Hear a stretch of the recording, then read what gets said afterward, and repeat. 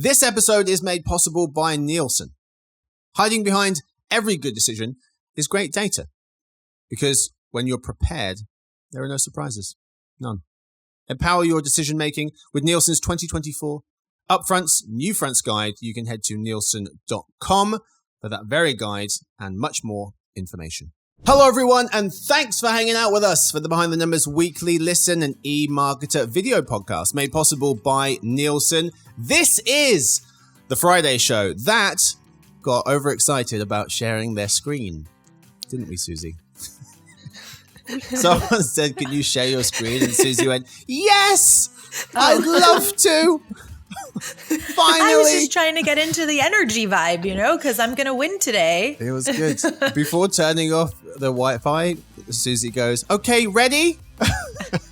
Like you worked at NASA.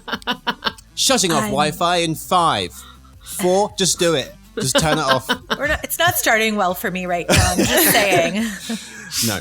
What is happening? I'm your host, Marcus Johnson. In today's show, how finding products online is evolving. Target launches a new paid membership program. What will ads look like on chatbots? How do you make Macy's stores more fun places to shop?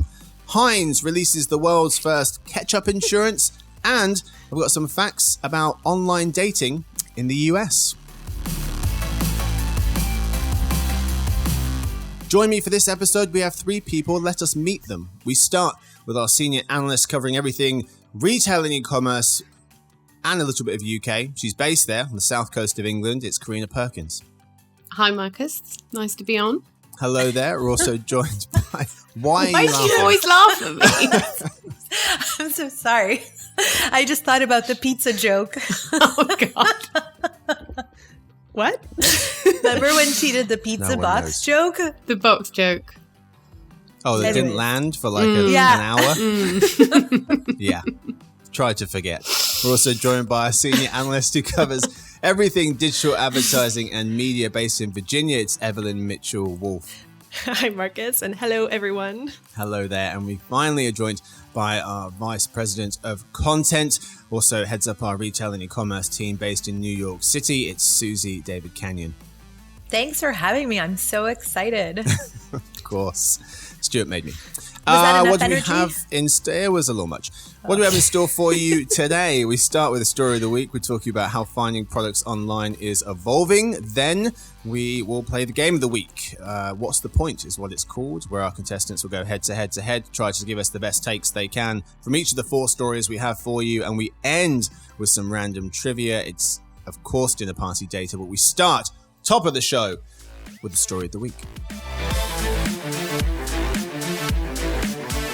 How finding products online is evolving. So retail companies are retooling their online search experiences to offer shoppers more relevant, personalized results, writes our Retail Briefings analyst Rachel Wolfe. And she offers 2 such examples. One, Walmart is about to roll out its Gen AI-powered search tool to Android users, delivering more curated and relevant results whilst guiding shoppers to products they didn't even know they needed. Second example, Victoria's Secret recently revamped its search experience, including adding a visual search tool to help address customer queries more effectively and offer more useful personalized results. Rachel writes that online search is ripe for reinvention. So I've asked our panel to be search improvement inventors as we play Mini Shark Tank.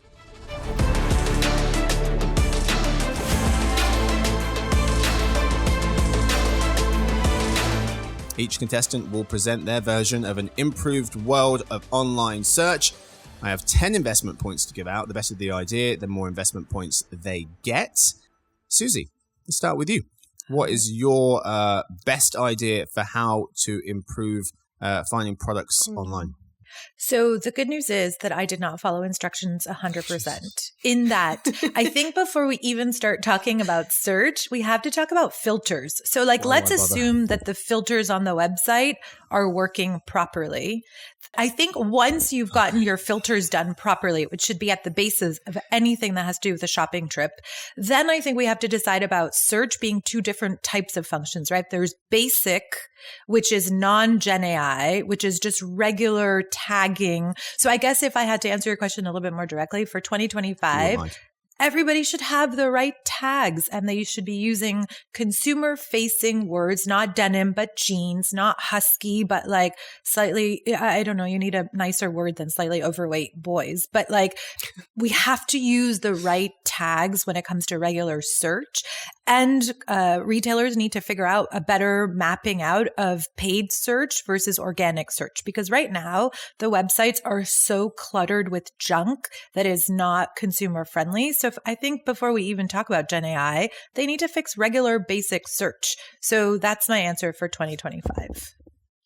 Fix basic search. Yeah, which is not what you were looking for. So from an AI perspective, I do think that there are things that they need to do, but the examples that we're using are not search. Help me plan for a birthday party is not search necessarily, right? It's that's inspiration, helping bring things that I didn't think were going to come to light. But we have a much bigger problem, which I think Rachel put the numbers in one of her articles. People abandon, or was that for a different one? People abandon any sort of shopping trip when they're searching. I think it was something around 80%. It's right? spot on. 80% of shoppers left a retailer's site due to poor performing search. Right, and that's basics. Survey. We're not even talking about Gen AI. So I'm sorry I didn't answer your question, but I stand by my answer. Okay. You didn't answer it at all, but it was actually a really good answer somehow. So the right tags, fixing basic search, and not then also cluttered. Yes. If I'm searching for, and now I did, no, you know what? I did have something for your 2025 tools. So if I'm searching, one of the examples was a rectangular tray. I would like Gen AI to come and say to me, decorative, basic, and group the search things into one sort of filtered sort of model. So then I go to I want, under, they already do by price point, but I want modern looking or this looking or that looking based on the search results. That would help me because then I can not go to any of the wood ones and go straight to the black ones or whatever it is. But at the end of the day, the basic search is not good. So they got to fix that first. Karina, you're up. Sure. So I didn't realize we were limited to 2025 on this one. I'll I pair didn't back. either. Oh, we weren't. Right. This was the future of search. Right. Okay. I'm going to go for it then. So I think part of the problems, I've used the fashion assistant that's been rolled out by Zalando. And I have a feeling that the people who've trialed the Amazon one are getting a similar feedback, which is that it's really, really hit and miss. And actually, a lot of the answers you're getting aren't that really helpful. And it's a bit frustrating. And to be honest, I abandoned my search because it wasn't really giving me anything interesting. And I think part of that problem is, although they're calling it personalized search, and it is much more conversational and contextual, so it might know my search history or my location, and I might be able to ask it, I want to go to a wedding in Greece, and it will give me an outfit suggestion. But it doesn't know my personal preferences. It doesn't know the fashion styles that I like. And so I think it's still going to be way off the mark a lot of the time. So my idea for the future of search is a search tool which is your personal search tool. So it's kind of decentralized or centralized. I'm not really sure which best way to describe it. And it then searches retailer websites based on its intimate knowledge of you. And you, as the consumer who owns the search tool, can choose to share with it as much personal information as you like. So the more personal information you share with it, you can upload lots of pictures of your favorite outfits. You can tell it where you've been on holiday. Then the more personalized search suggestions it will give you. But if you don't want to share loads of your personal information, you don't have to. So that's my idea for the future. So you could say, go on, tell me. So you could say, instead of going to a particular like a particular retailer like Zalando and saying, okay, will you I've got a wedding in Greece, tell me of an outfit. You could ask your personalized personal search tool and it will search the whole internet and all retailers to find something that suits you and your style. Like a widget. So you could search for a holiday and it'll know where you've been on holiday, how much you want to spend on holiday. Right. Oh my God, so imagine really if it gets access search to your pictures and then it knows what you're wearing already. Exactly that. Oh. But you would have the option to share with it or not. And that's what I think is kind of crucial here, is that the retailers wouldn't have that first party data. It's not their tool, it's your tool that you're choosing to share. Obviously, the app developer, me, would have all that data. I am sure Google would love to be that search tool for everyone. Yeah, right? Karina. Yeah. So digital personal shopper. Yeah, kind of. But so you educate world. instead of the focus being on educating it on someone's product stock. Mm-hmm. Obviously, it needs to be able to see, like, comb the internet and find what's available. But you educate it on yourself as much or as little as you want. Right. So if you want a really good personal shopper, you can share loads of personal information with it and pictures of the styles that you like and so on, or the And then styles of other imagine if people it that you like.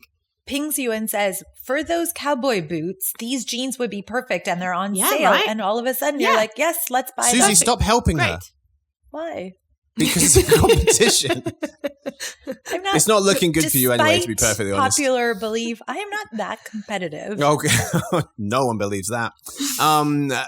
Evelyn, best of luck. Karina's got pretty much all of the points at this moment. I know. Well, I kind of, I guess, fall in between the two others. I think Karina's product pitch is phenomenal. And I guess I've kind of focused mine more around like individual retailers, what they could do to make online search better. Because I think a lot of this conversation is kind of couched around like cart abandonment and adding extra. I mean, there's a phrase in some of our coverage of Walmart's tool that was like showing consumers products they didn't even know they needed. And so the focus around building sales, increasing incremental sales is I think misguided, because I think it should be optimized around the user experience. And I think that's a theme here that we've come across for all three of us. But I think that there needs to be a chatbot layer for those that prefer it, but traditional search needs to get a facelift too, to Susie's point, because people still use that. And you know, if there is, like, let's say people are still going into a store, and I use the Kroger app all the time to find where an item is when I'm in the store, and I'm like, where I am in Virginia, there are lots and lots of aisles in grocery stores. That's not the case in New York. And then I think there's also an element too where, provided the user consents, there can be an element of personalization over time, where as the consumer interacts with whatever profile, retailers can get, or with whatever retailer, that retailer can get better at building that profile over time. So like if a consumer always sorts their results by price, do that automatically the next time they search for something. Because that's something that I get aggravated with every time if I have to redo my filters every time, if I'm doing the same filters every time, that's annoying. Or like filtering out products that are out of stock in the size that user always buys. That's another annoying thing, where those little tweaks of the traditional search process can also be layered into that more futuristic generative AI search process. But you know, I think, Marcus, at the end of the day, the hardest part is finding and defining that balance between a good user experience, which is what we're all advocating for, and retailer dollars. And I think retailers are very short-sighted by doing things like not filtering on price, if that's how you always filter, but doing it on the most viewed or the most popular, because usually that's the merchandise they're trying to get rid of, right? Nearly 70% of consumers encountering irrelevant results, often when shopping online. 35% said they left a site for that very reason. That's according to that same Nosto survey that was cited in Rachel's piece. Karina gets all the points pretty much. Karina is a digital personal shopper. I think it's a brilliant idea. I'm going to give that 8 points, 8 of the 10 that I have. Susie, I'm going to give you 1 and 1 to Evelyn as well, because they weren't groundbreaking ideas, but they're really, really important ideas. And so I'm going to hedge a little bit here. Facelift for traditional search, better filtering came up as a theme, the right tags as well. That's all still very, very important. And so before we get to the future, we have the present and we've got to make improvements there. So I'll say you get 1 each, but Karina gets most of the points. Anything where there can be a side-by-side comparison I think that would be my change. All right, folks, that's all we've got time for the story of the week. Time now for the game of the week. Today's game, what's the point?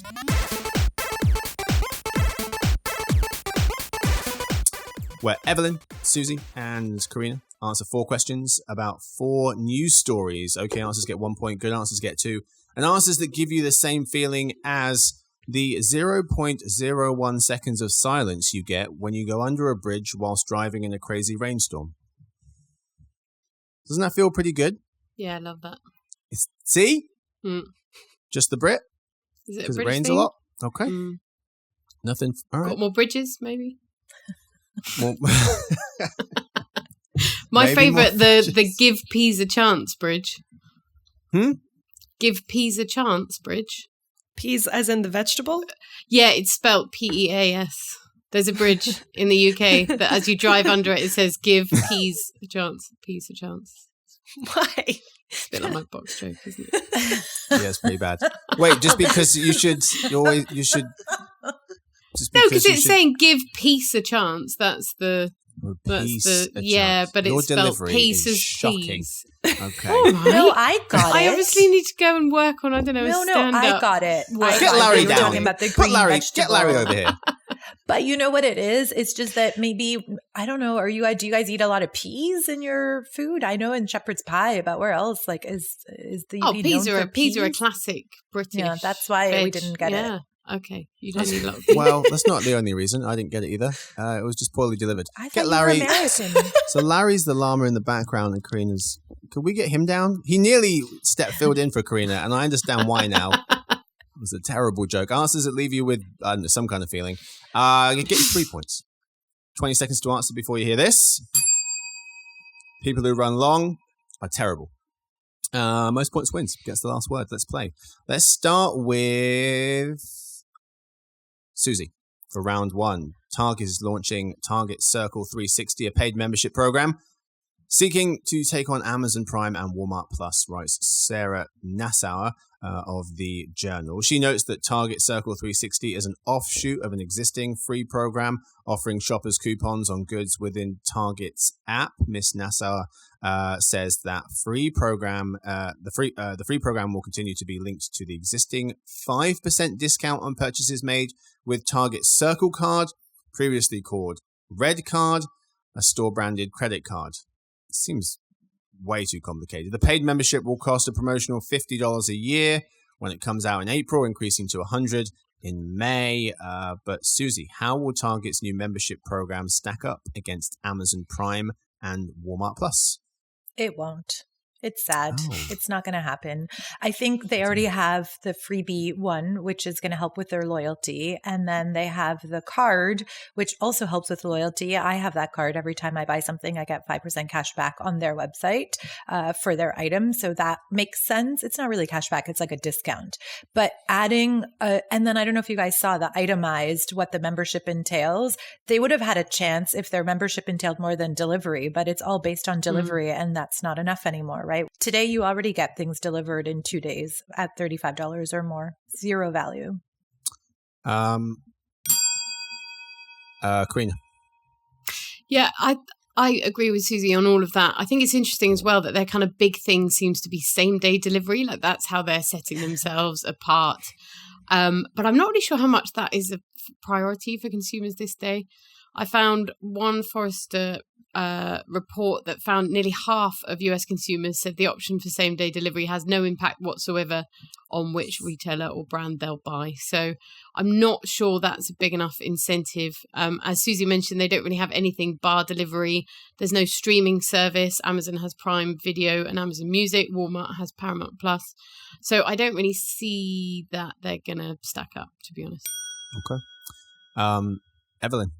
Yeah, I pretty much I think the same thing. I think Target diehards will be pretty excited about it because there are some Target diehards that I know personally. It doesn't have any shot of becoming more popular than Amazon Prime, obviously. I think some shoppers will opt for either Walmart Plus or Target Circle 360. And some might go for Prime plus one or the other, but I don't think Target really has a chance over Walmart Plus. And I mean, Walmart has the leg up with its Paramount Plus perk, like Karina mentioned, and I imagine Target is probably working on a similar partnership to maybe try and reach parity. But yeah, I think it's just a bandwagon move from Target. Okay. Which is sad. They should have probably waited to have multiple parts of their flywheel in place so that it was more compelling. Because now they're going to add stuff and then say like, okay, now it'll be $175. Like, what are they? It's just very flat offering. Yeah.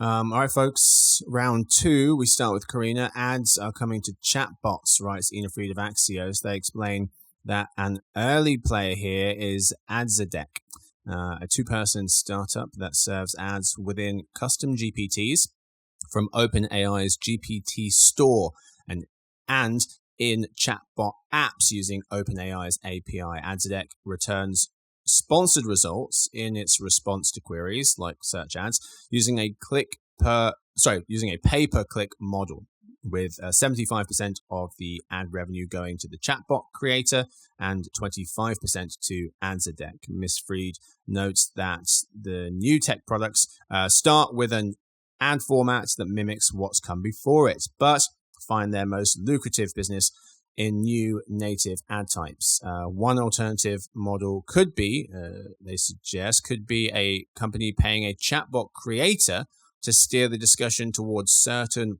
products. But Karina, what will the ad landscape look like in 2025 as ads come to chatbots?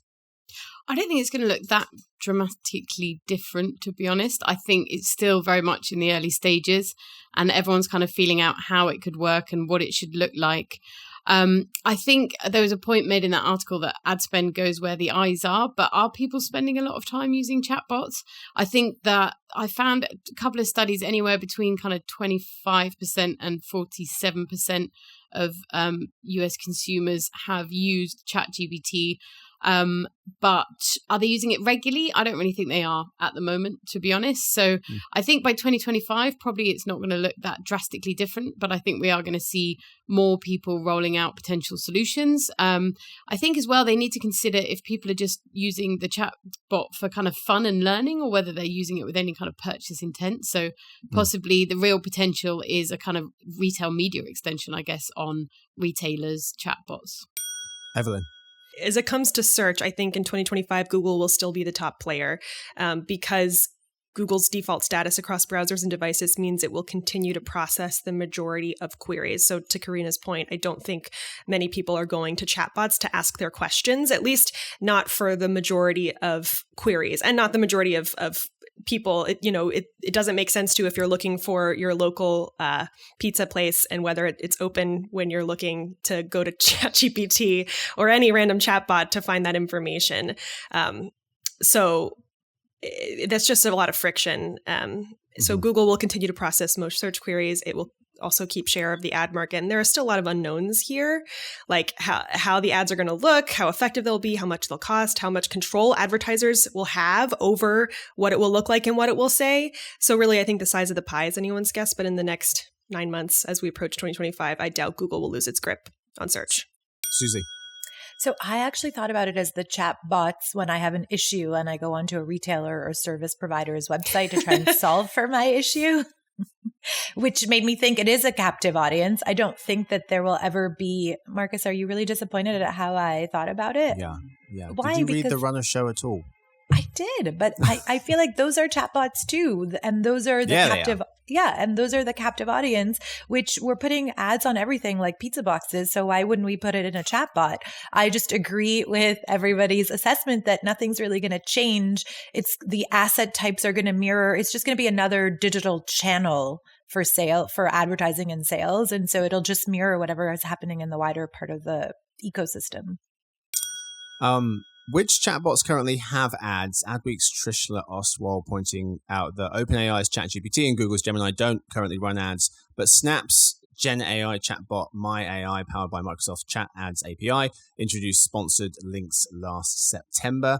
And second point here, Gartner thinks that by 2026, search marketing will lose market share to AI chatbots and other virtual agents, with traditional search engine volume falling by 25%, but that is 2026. All right, folks, we check the scores at the halfway mark. Karina out in front with 5, Suze with 4, Evelyn with 3. We move to round 3. We start with Evelyn. Macy's stores aren't fun places to shop. Its new CEO wants to fix that, writes Suzanne Kapner of the Wall Street Journal. New boss Tony Spring unveiled his vision, modernizing the department store chain recently. It includes everything from closing stores, adding sales staff to improve service, adding mannequins to enhance visual displays, evaluating the optimal way to display clothing, and more. But Evelyn, how do you make Macy's a fun or more fun place to shop? This is kind of a hard question, honestly. I think you make sure that you know your current and target audiences, and then you cater to them ruthlessly. If those audiences are mutually exclusive, then and serving one alienates the other. Like if Gen Z is never going to set foot in a store that caters to boomers, that is a mutually exclusive experience sometimes. But I think you choose one and you serve them, make it easy to try on clothes or makeup, see a product demonstration, make the store a destination to be, and then also, importantly, pay salespeople a living wage so they don't live off commission and make shoppers super uncomfortable with pushing products on them. Susie. So I think this is one of those pendulum swings too far every time, right? And Evelyn is 1,000% right. If you don't understand what fun means to your core shopper, you can't cater to them. And so we can postulate what we think would make Macy's fun, but they should do research and figure out what is it that their consumer wants. And it's everything from, and there's a small chance that I may know some of that, having worked there for a long time, but truly it's everything from making it a clean environment, making it easy to find the merchandise you're looking for. I mean, there is not a one answer to how to make it easier and more fun. It is truly about back to basics. What I'm a little bit worried about is that there's a lot of hope, but if they don't have patience and the shareholders don't have patience, then it's going to be a little bit about like what happened with JCPenney, and you can't gain immediate sales by doing small tweaks. You have to just give it time. Karina. Yeah, I totally agree with everything that's been said so far. I think sometimes the temptation is to say, oh, let's have AI and AR and all sorts of crazy theatrical, experiential retail. But really just get the basics right. Have you got the right products? Have you got enough staff?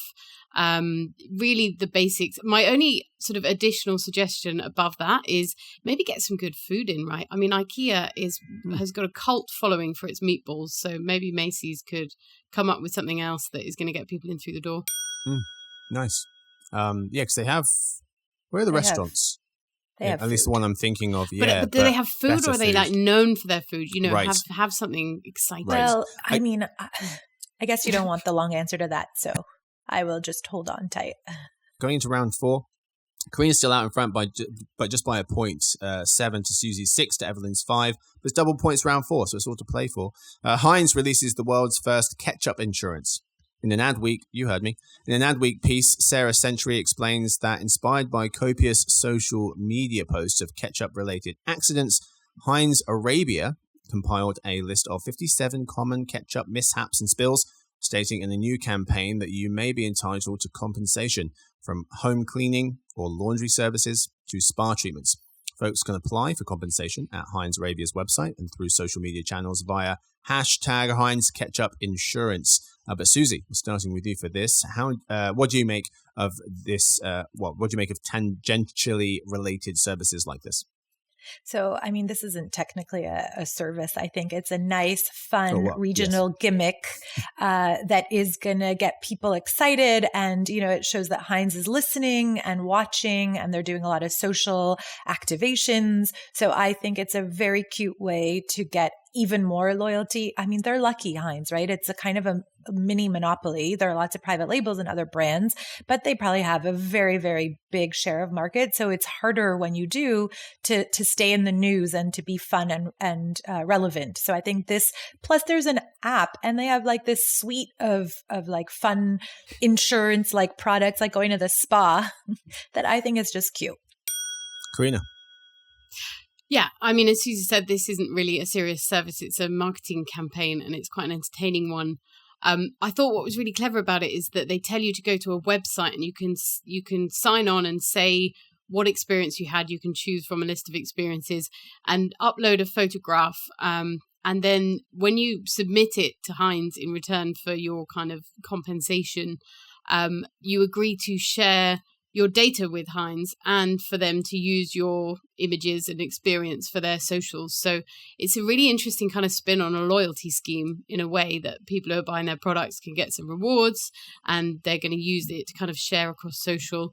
And my favorite thing was their entertaining, potentially made up stats, which were that 48% of them have ketchup accidents all the time, but 91% swear that their love for Heinz makes it totally worth it.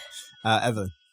Yeah, I think it's hilarious and fun. I've seen many a TikTok where ketchup bottle geysers like go straight onto the ceiling and continue to squirt despite the poster's best efforts. They get me every time. And I cringe at the idea of cleaning that up. So I think like offering a what was it, like a maid service to come in and clean for it. That's such a playful way to engage with an organically viral trend. So I think it's one of the best ways to engage with an organic viral trend rather than trying to juice it for all it's worth on social media. That doesn't always seem super authentic. And to Karina's point, the first party data play here is very smart and is really helpful for a brand like Heinz that, most of the sales happen through other third-party retailers, and so to have that direct connection with consumers is smart and always valuable, especially as third-party cookies go away this year. Yes, I did think it was clever. It's kind of if something goes wrong, insurance, and the thing that reminded me of that was Amex's NBA jersey assurance. They had this offering where if you bought an NBA jersey but the player changed teams, you could be eligible for a replacement, which I thought was quite cool. So yeah, just something around the margins to help improve your kind of main experience. All right, that's the end of the game. We checked the scores. Karina is this week's winner of the Game of the Week. 11 for Karina, Susie with 10, Evelyn with 9. Very competitive, but Karina takes the championship belt and, of course, the last word. Thanks very much, Marcus. I'd like to dedicate this win to Larry. Yes! I think you should dedicate it to peas. Peas around the world. World peas. Yeah. World peas. That's the best last word we've had. That's all we've got time for the Game of the Week. Time now for dinner party data. It's the part of the show where we tell you about the most interesting thing we've learned this week. We, of course, start with our winner. It's Karina. So as we were talking about chatbots, I found some chatbot stats from Master of Code website. So the chatbot market is set to expand at 23.3% annually, reaching over 15.5 billion by 2028. There are over 300,000 chatbots on use on Facebook Messenger. Chatbots have experienced a 92% increase in usage since 2019. And on average, users post 4 inquiries to chatbots within one chat session. And bots contribute 39% of all chats between businesses and consumers. I wonder if the 4 queries is I got my answer or I got fed up. Good point. Probably Well, it's probably follow-ups, like, no? No, that's within one chat session. Within one No, session, I know, but It's probably asking something, asking it in a slightly different way, asking it in a slightly different way, asking it in a slightly different way, giving up. Yeah. You guys just need to practice asking the questions. Conversations with Susie. Oh my God, how did that just happen? That was harsh. OMG. Everyone saw how the first segment went. It went badly. Did not. It was for you. amazing. For everyone else. Mainly for Karina. She killed it. She did. Speaking of Susie, you're up. Sure. So I don't know if you guys want to hear about mine now after that generous introduction, but it's St. Patrick's Day weekend. It is a religious and cultural holiday commemorating when St. Patrick died. He is the patron saint of Ireland. The first celebration in the US was, does anybody know? What city? Boston in 1737. New York City has a 1.5 mile parade and is said to be the world's largest and oldest. And this year they're expecting 150,000 people to just walk in the parade. And what does that mean for retailers? According to NRF, 62% of Americans are planning to celebrate this occasion. That's 162 million people that may purchase something either green or food or some sort of trinket or cookie. It's a $7.2 billion market, which is $44 per person. And so that is really important to keep in mind. And wearing green is what 80% of Americans are going to do to celebrate St. Patrick's Day. 62% of people celebrate. That's Apparently. more people than celebrate Independence Day. Does that not seem like a lot of people? That seems really hard. Well, it's really easy, though, to just throw on a green shirt. And if that's the primary way that people are celebrating, then... Is that what you do in the States? I mean, here people go to the pub. Oh, no, I mean, people, here too. Yes, that too. That's just a normal, yeah. Here too. I mean, if it helps. There's the a first day, survey, let's go to the pub. Yeah. The first survey was in 2007, and it was 48% of people that celebrated. So, I mean, it has grown considerably, but not that much. But I think it's the ancillary people. It's obviously not that many more Irish people that have come. Yeah. Didn't even know it was this weekend until you just said that. Yeah. Evelyn. Okay, so I also actually, Markets, have some stats about online dating. So let's hope we don't have the same ones. So GQ polled some guys and found, this is from March of last year. I don't know why I was curious about this, but when it comes to dating, 70% of men have admitted that they have lied about themselves on dating apps. Of those men, the most common areas in which they've misrepresented themselves were in their photos, when describing their age, their career, and their height.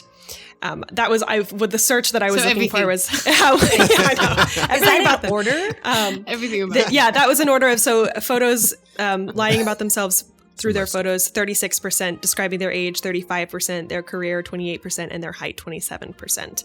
I also wanted to know, just, for anyone who's not dating men, what the percentage of who was lying that wasn't a man on dating apps. And older data from December 2022 from one poll found that men are more likely to lie on their dating profiles at 51% of respondents, but women weren't far behind at 44%. And this survey found that the most common lie on a dating profile was about current hairstyles, which I thought was really interesting, because I'm not sure why one would lie about that.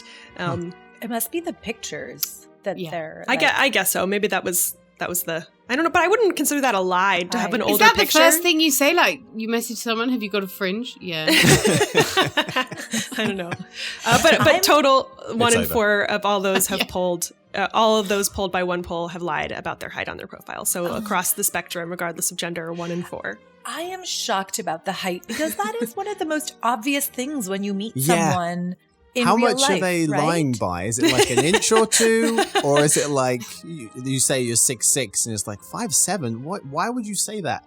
I can see you now in real life. Yeah. That's an insane thing to lie about.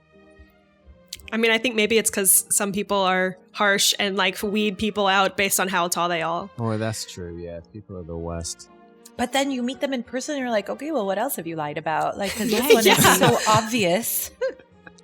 So also, I wonder with the photos, are they sending people other people's photos or just photos of them? Well, I know the answer to this one, because it happened to me 15 years ago. They put really old pictures. Yeah. You need to demand a picture with today's newspaper. You're right. Is that okay?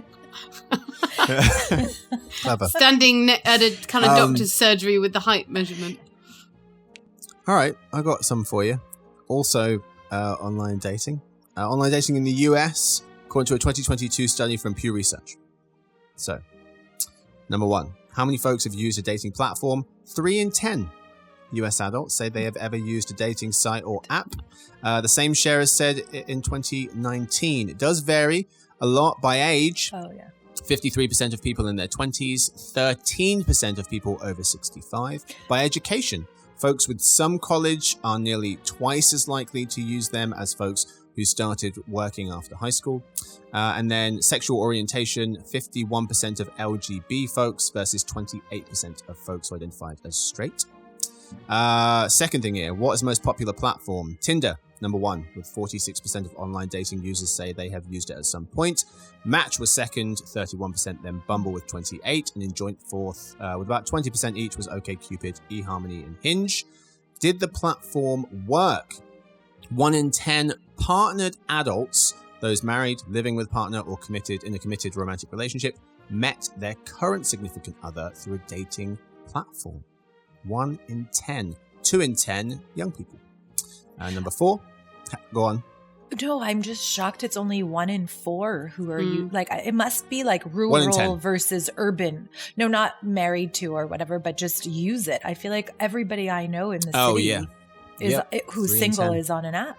Said they used Maybe it. Yep. even non-single people are on This an is app. also admitted to, so these aren't like actual got it. date, like proper data. But maybe if you're in the middle of nowhere, you're not on an app because you kind of already know everybody too.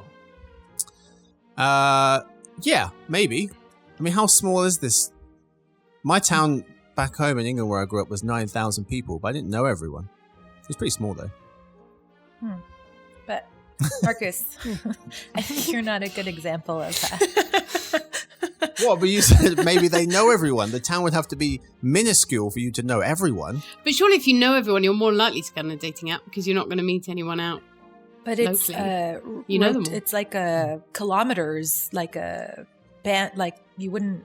There'd be nobody new to me. Oh, in your search Mhm. area. Yeah. Mhm. Yeah. Yeah. They're like, oh, you again. Jeez. Yeah, Mm. literally. Until the Amazon delivery man comes. Yeah. Ooh, that's the start of a romance novel. And 2 more. How was the experience for folks among those who have ever used a dating platform? Slightly more, 53% said their personal experiences have been very or somewhat positive, versus 46% who said they have been very or somewhat negative. And finally, why are people using the platforms most? 44% said a major reason was to meet a long-term partner, and just a few less, 40% said a major reason was to date casually. When I was in a small town, I did get the same Uber driver twice. Yeah. She was delightful though. So yeah. I'm glad it was a good experience because otherwise. Can you imagine Can you imagine using Uber as a No. dating service? It's a dating route? I wasn't using it as calling a a bunch dating of- service. I just need to get from A to B. And she happened to be the only person apparently in the whole town working for Uber. That's what we've got time for this episode. Thank you so much to my guests. Thank you to Evelyn. Thank you, Marcus. Thanks, Thank everyone. you. Thank you to Susie. Thanks for having me. And thank you to Karina, Thanks, Marcus. this week's champion of the game of the week. All the games we played, she wrecked. I know. She ran away with this episode, didn't she? Pretty much. Thanks to Victoria. She edits the show. James copy edits it. Stuart runs the team. Sophie does our social media. And Lance runs our video podcast. Thanks to everyone for listening in. We hope to see you on Monday for the Behind the Numbers Daily and EMARKETER podcast made possible by Nielsen. Happy, apparently, St. Patrick's Day weekends.